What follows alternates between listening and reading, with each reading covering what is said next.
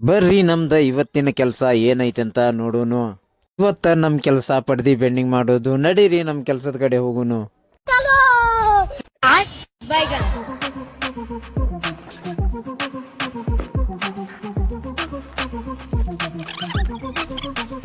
ಪಡ್ದಿ bending ಮಾಡೋದು ನಮ್ಗೊಂದ್ ಮ್ಯಾಟ್ರಿ ಅಲ್ಲ ಅಂತ ಪಟ್ ಪಟ್ ಮಾಡಿ.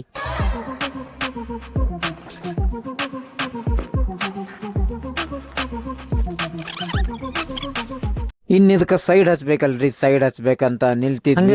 ಬಂದ್ರಿ ಎಲ್ಲಾರು ಒಂದೊಂದ್ ಕಡೆ ಚಾ ಕುಡ್ದ. ನಮ್ ಹುಡ್ಗಂಗ ಬಂದ್ಬಿಟ್ಟೈತಿ.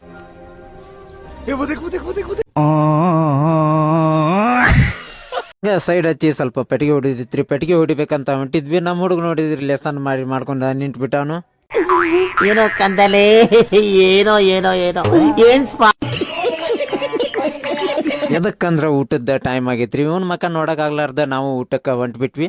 ಒಟ್ಟಿಗೆ ಗೊಬ್ಬರ ಹಾಕೊಂಡ ಅಂಗಡಿಗೆ ಹೋಗಿ ಒಂದೆರಡು ಸಮೋಸ ಚಾ ಕುಡ್ದ. ನಮ್ ಟಾನಿಕ್ ಮಲ್ ತಗೊಂಡ ಮತ್ ಹತ್ಬೇಕಲ್ರಿ ಕೆಲ್ಸಕ್ಕ.